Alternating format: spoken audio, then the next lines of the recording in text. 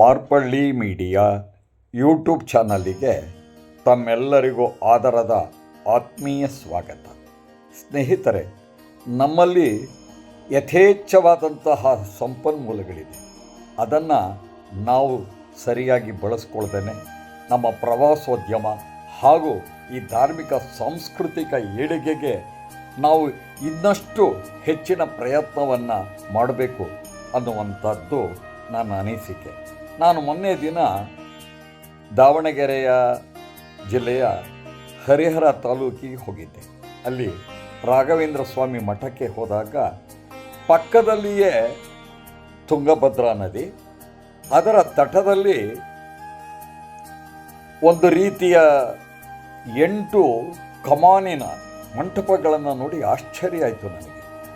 ಇದೇನು ಅಂದಾಗ ತುಂಗಭದ್ರಾ ನದಿಯ ತಟದಲ್ಲಿ ಪ್ರವಾಸೋದ್ಯಮಕ್ಕೆ ಸಂಬಂಧಪಟ್ಟಂತೆ ಅಲ್ಲಿ ತುಂಗಭದ್ರಾ ನದಿಗೆ ಆ ದಡದಲ್ಲಿ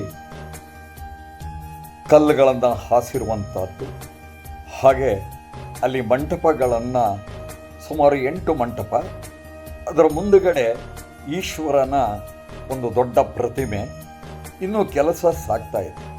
ಆದರೆ ಅಲ್ಲಿಗೆ ನಾನು ಸುಮಾರು 6 ಗಂಟೆಗೆ ಹೋಗಿದ್ದೆ, ಮಧ್ಯಾಹ್ನ, ಅಂದರೆ ಸಂಜೆ ಸೂರ್ಯ ಮುಳುಗುವಂಥ ಹೊತ್ತಿಗೆ. ನೋಡಿ, ಆ ದೃಶ್ಯವನ್ನು ನಿಮಗೆ ತೋರಿಸ್ತಾ ಇದ್ದೇನೆ. ಇಲ್ಲಿ ಹರಿತಾ ಇರುವಂಥದ್ದೇ ತುಂಗಭದ್ರಾ ನದಿ.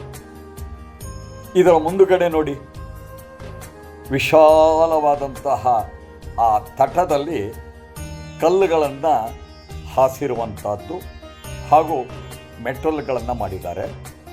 ಸೂರ್ಯ ಮುಳುಗ್ತಾ ಇದ್ದಾನೆ ನೋಡಿ, ಹೇಗಿದೆ ಆ ಸಂಜೆಯ ಹೊತ್ತು. ಪ್ರಶಾಂತವಾದಂತಹ ವಾತಾವರಣ.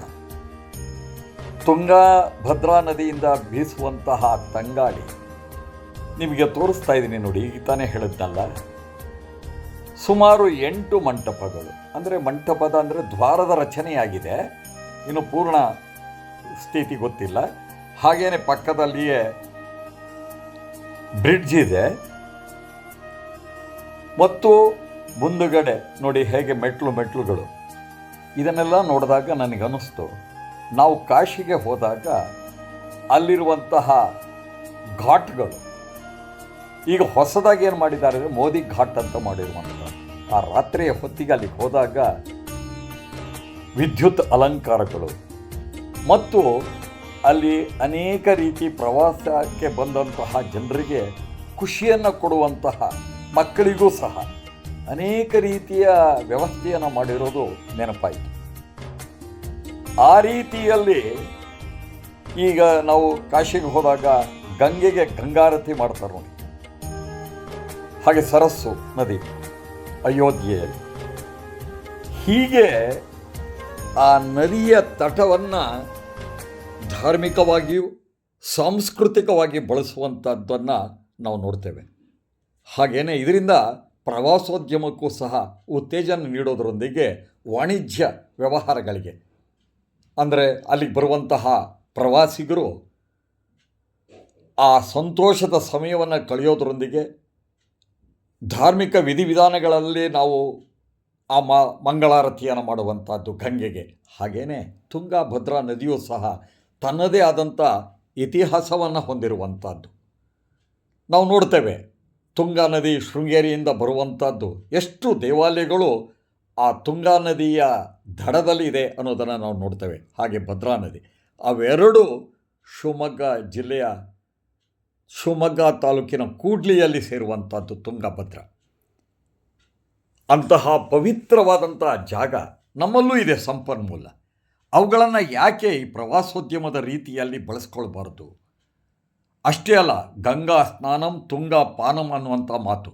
ಅಂತಹ ಪವಿತ್ರವಾದಂತಹ ನದಿಯನ್ನು ಸ್ವಚ್ಛಗೊಳಿಸೋದ್ರೊಂದಿಗೆ ನಮ್ಮಲ್ಲೂ ಸಹ ತುಂಗಾ ನದಿಯ ತಟದಲ್ಲಿ ಒಳ್ಳೊಳ್ಳೆಯ ಕ್ಷೇತ್ರಗಳಿದ್ದಾವೆ. ಶಿವಮೊಗ್ಗದಲ್ಲಿರುವಂತಹ ತುಂಗಾ ನದಿಯ ಮಂಟಪ ಇರಬಹುದು, ಅಥವಾ ಅಲ್ಲಿ ಗಣಪತಿ ದೇವಸ್ಥಾನದ ಹಿಂಭಾಗ ಇರಬಹುದು, ಅಥವಾ ಭೀಮೇಶ್ವರ ದೇವಸ್ಥಾನದ ಹಿಂಭಾಗ ಇರ್ಬೋದು, ಅಥವಾ ಕೂಡ್ಲಿಯಲ್ಲೇನೆ ಈ ರೀತಿ ಈಗ ನೋಡಿ ನಾನು ನಿಮಗೆ ತೋರಿಸ್ತಾ ಇದ್ದೀನಲ್ಲ, ಹರಿಹರದ ರಾಘವೇಂದ್ರ ಸ್ವಾಮಿಗಳ ಮಠದ ಹಿಂಭಾಗದಲ್ಲಿ ನೋಡಿ ಎಷ್ಟು ಸುಂದರವಾಗಿ ಮಾಡ್ತಾ ಇದ್ದಾರೆ. ಇದು ಇವತ್ತಲ್ಲ ನಾಳೆ ಈ ಪ್ರವಾಸೋದ್ಯಮಕ್ಕೆ, ಅಂದರೆ ಇನ್ನೂ ಇದು ಪ್ರಾರಂಭಿಕ ಹಂತದಲ್ಲಿದೆ. ಆದರೆ ನೋಡಿ ಆ ಪ್ರಕೃತಿಯ ಸೌಂದರ್ಯ ಹೇಗಿದೆ, ನಮ್ಮ ವಿಡಿಯೋದಲ್ಲೇ ಎಷ್ಟು ಸುಂದರವಾಗಿ ಕಾಣಿಸ್ತಾ ಇದೆ ಅನ್ನೋದನ್ನು ತಾವು ನೋಡ್ತಾ ಇದ್ದೀರಿ. ಇನ್ನು ಇಲ್ಲಿ ಈಗ ನಾನು ಹೇಳಿದಾಗೆ ಪ್ರಾರಂಭಿಕ ಹಂತದಲ್ಲಿರೋದರಿಂದ ಇದು ಪೂರ್ಣ ಹಂತಕ್ಕೆ ಬಂದಾಗ ಅಲ್ಲಿ ರಾತ್ರಿ ಲೈಟ್ಗಳನ್ನು, ವಿದ್ಯುತ್ ಶಕ್ತಿಗಳನ್ನು ಹಾಕಿ ಅಲ್ಲೂ ಸಹ ಅಲ್ಲಿ ಕೆಲವು ತುಂಗಭದ್ರಾ ನದಿಗೆ ಆರತಿಯನ್ನು ಅಥವಾ ಪ್ರವಾಸೋದ್ಯಮಕ್ಕೆ ಸಂಬಂಧಪಟ್ಟಂಥ ಡೆವಲಪ್ಮೆಂಟ್ಸ್ ಮಾಡೋದು. ಇದರಿಂದ ಏನಾಗುತ್ತೆ ಅಂದರೆ ರಾಘವೇಂದ್ರ ಸ್ವಾಮಿ ಮಠಕ್ಕೆ ಬಂದಂಥವರು ಈ ಸುಂದರವಾದಂಥ ತಾಣಕ್ಕೆ ಬಂದು ವಿಶ್ರಾಂತಿಯನ್ನು, ಸಂತೋಷವನ್ನು, ಆನಂದವನ್ನು ಪಡೆಯುವಂಥ ರೀತಿಯಲ್ಲಿ ಇದು ಮುಂದೆ ವ್ಯವಸ್ಥಿತವಾಗ್ತಾ ಇದೆ. ಇದನ್ನೇ ಇಟ್ಕೊಂಡು ನಾನು ಹೇಳೋದು, ಅನೇಕ ಕಡೆಯಲ್ಲಿ ನಮ್ಮಲ್ಲಿ ಬೇಕಾದಷ್ಟು ಸಂಪನ್ಮೂಲಗಳಿದ್ದಾವೆ, ನಮ್ಮಲ್ಲಿ ಬುದ್ಧಿ ಇದೆ, ಆದರೆ ಕ್ರಿಯಾಶಕ್ತಿ ಕಡಿಮೆಯಾಗಿದೆ. ಬುದ್ಧಿಶಕ್ತಿ ಇದೆ ಮತ್ತು ನಮ್ಮ ಆಲೋಚನೆಗಳು ಎಲ್ಲವೂ ಇದೆ, ಆದರೆ ಅದನ್ನು ಜಾರಿಗೆ ತರುವಂಥದ್ರಲ್ಲಿ ನಾವು ಹಿಂದೇಟಾಗ್ತಾ ಇದ್ದೀವಿ. ಸ್ನೇಹಿತರೆ, ನಿಮಗಿದನ್ನು ತೋರಿಸ್ತಾ ಇದ್ದೇನೆ. ಇದು ಕೇವಲ ನಮ್ಮ ಶಿವಮೊಗ್ಗ ಅಥವಾ ಹರಿಹರಕ್ಕೆ ಮಾತ್ರ ಅಲ್ಲ, ಎಲ್ಲೆಲ್ಲಿ ನಮ್ಮಲ್ಲಿ ಸಂಪನ್ಮೂಲಗಳಿದೆ, ಪರಿಸರ ಚೆನ್ನಾಗಿದೆ, ಅಲ್ಲಿ ಡೆವಲಪ್ಮೆಂಟ್ಸ್ ಮಾಡುವಂಥದ್ದ ಕಡೆಯಲ್ಲಿ ನಮ್ಮ ಮನಸ್ಸನ್ನು ಗಮನ ಹರಿಸಬೇಕು. ಇದಕ್ಕೆ ಸಂಬಂಧಪಟ್ಟಂತಹ ರಾಜಕೀಯ ನಾಯಕರುಗಳು ಮತ್ತು ಇದಕ್ಕೆ ಕೊಡುಗೈ ದಾನಿಗಳು ಮತ್ತು ಇದಕ್ಕೆ ಸಮಾಜ ಸುಧಾರಕರು ಇವರೆಲ್ಲರೂ ಸಹ ಇದರಲ್ಲಿ ಭಾಗಿಯಾಗಬೇಕು. ಇಲ್ಲದೇ ಇದ್ದರೆ ನಮ್ಮಲ್ಲಿರುವಂಥ ಸಂಪನ್ಮೂಲಗಳು ನಶಿಸಿ ಹೋಗ್ತವೆ.